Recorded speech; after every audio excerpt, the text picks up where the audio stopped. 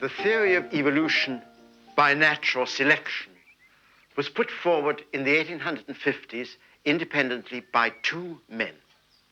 One was Charles Darwin, the other was Alfred Russel Wallace.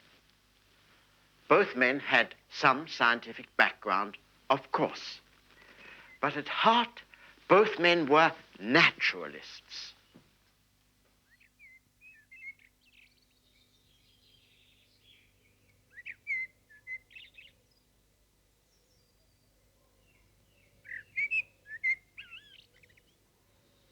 The fact is that there are two traditions of explanation that march side by side in the Ascent of Man.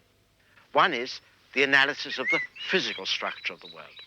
The other is the study of the processes of life, their delicacy, their diversity, the wavering cycles from life to death in the individual and in the species. And these traditions do not come together until the theory of evolution. Because until then, there is a paradox which cannot be resolved, which cannot be begun about life. We see it about us in the birds, the trees, the grass, the snails, in every living thing. The manifestations of life, its expressions, its forms, are so diverse that they must contain a large element of the accidental. And yet, the nature of life is so uniform that it must be constrained by many necessities.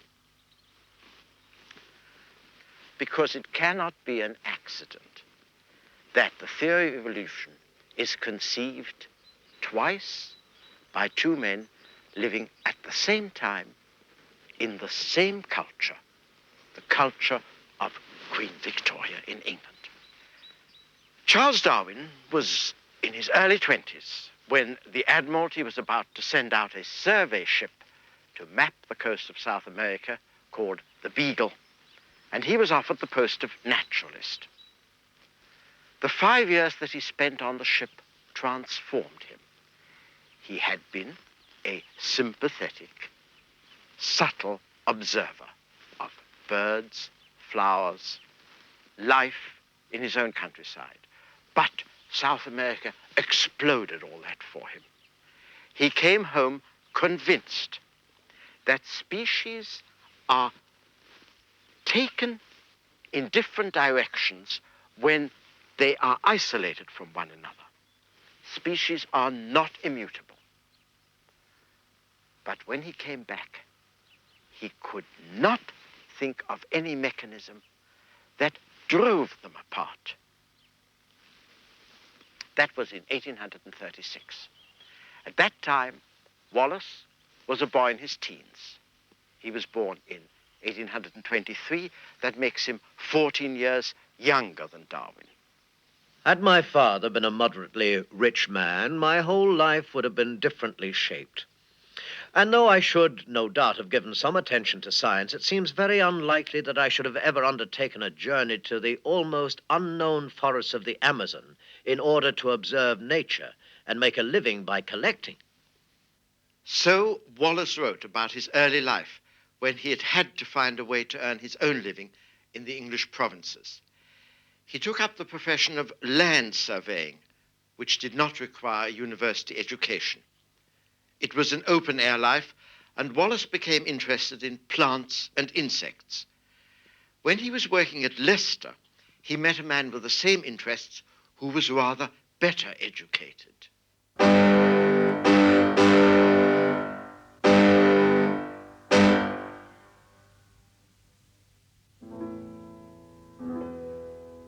His new friend astonished Wallace by telling him that he had collected several hundred different species of beetles in the neighborhood of Leicester, and that there were more to be discovered. It was a revelation to Wallace, and it shaped his life and his friends. The friend was Henry Bates, who later did famous work on mimicry among insects.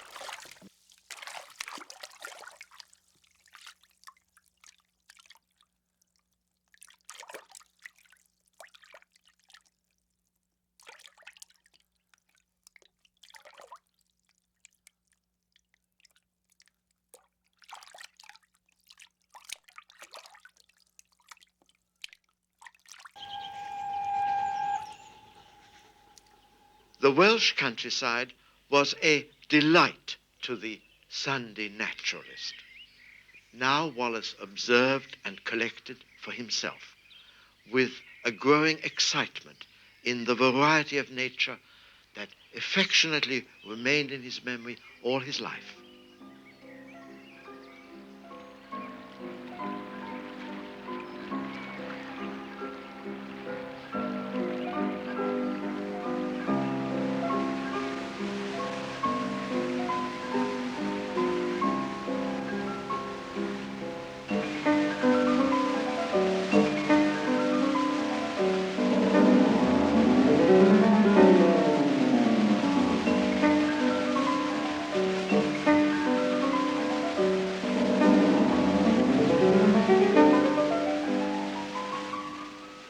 Even when we were busy, I had Sundays perfectly free and used them to take long walks over the mountains with my collecting box, which I brought home full of treasures.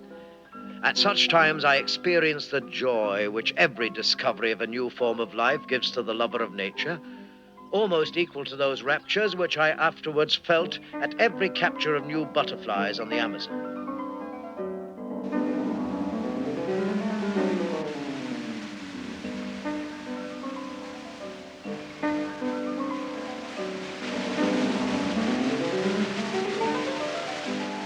He found a cave on one of his weekends where the river ran underground and decided then and there to camp overnight.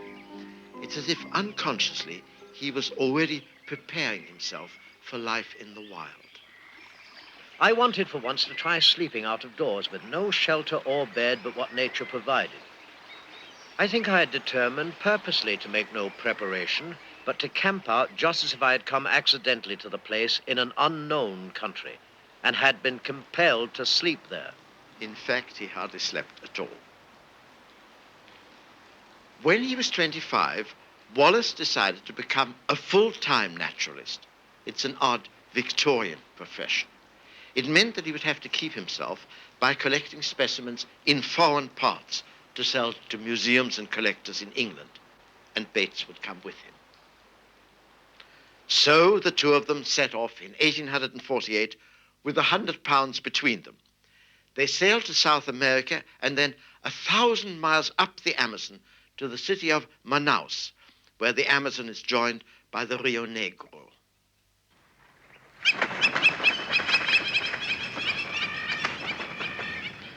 The friends separated at Manaus, and Wallace set off up the Rio Negro. He was looking for places that had not been much explored by earlier naturalists. If he was going to make a living by collecting, he needed to find specimens of unknown, or at least of rare species.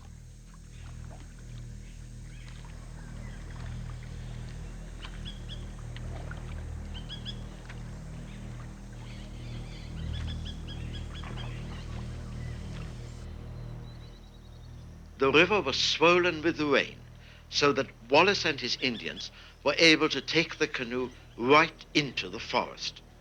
The trees hung low over the water. Wallace, for once, was awed by the gloom, but he was also elated by the variety in the forest. What we may fairly allow of tropical vegetation is that there is a much greater number of species and a greater variety of forms than in the temperate zones. Perhaps no country in the world contains such an amount of vegetable matter on its surface as the valley of the Amazon.